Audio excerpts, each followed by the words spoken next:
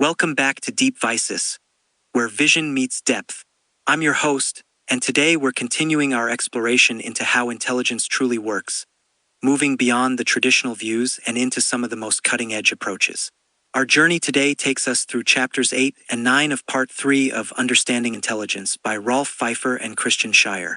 Last time, we saw how simple, direct connections between sensors and motors could lead to surprisingly complex behaviors, and how layered architectures could build robust, incrementally extendable robots. But what if we want to push the boundaries even further? What if we want to create truly novel forms of intelligence, or understand how complex behaviors emerge without explicit human design? This leads us to our central question for today. Can we evolve intelligence, and what other powerful frameworks can help us understand its intricate dynamics?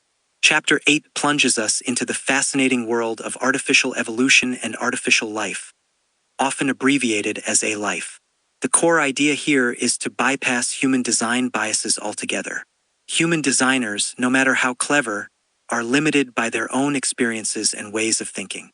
So why not let the blind, yet incredibly powerful forces of evolution do the designing for us? The process mirrors natural evolution. It starts with a genotype, which is like the genetic blueprint of an individual. In artificial systems, this could be a string of bits encoding the weights of a neural network, or even the shape of a robot's body.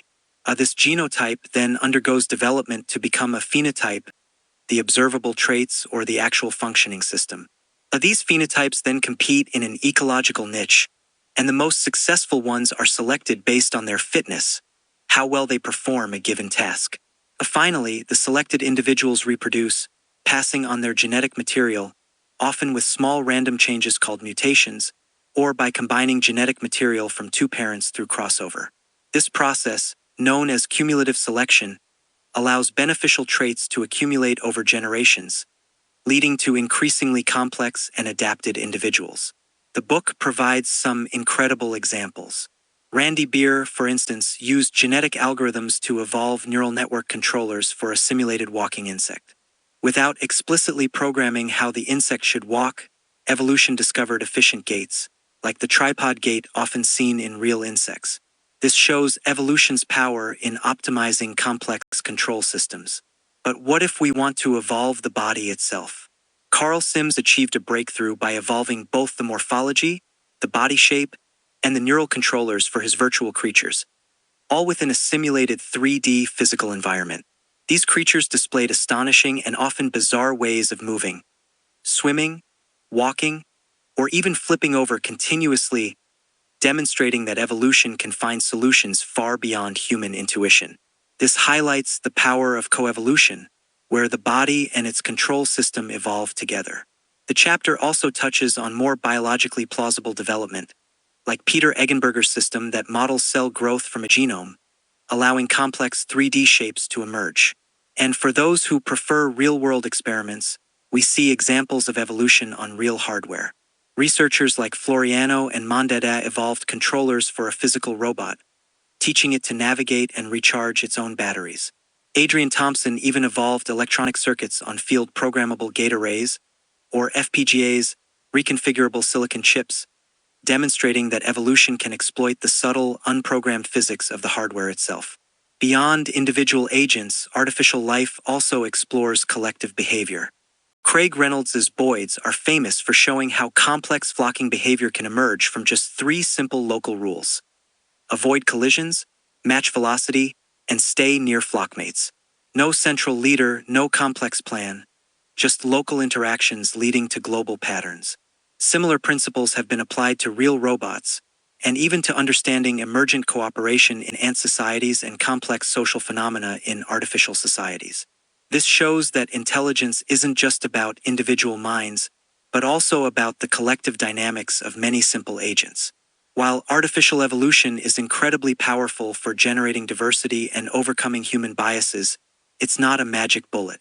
It still requires careful design of the genome and the fitness function, and understanding why an evolved system works can be incredibly challenging. Moving to Chapter 9, the book briefly outlines other important approaches that complement artificial evolution and A-life. One is the dynamical systems approach.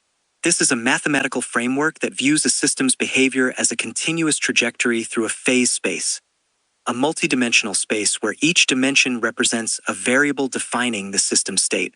Instead of discrete steps or symbols, it focuses on continuous change and attractors, stable states or patterns of motion that the system tends towards.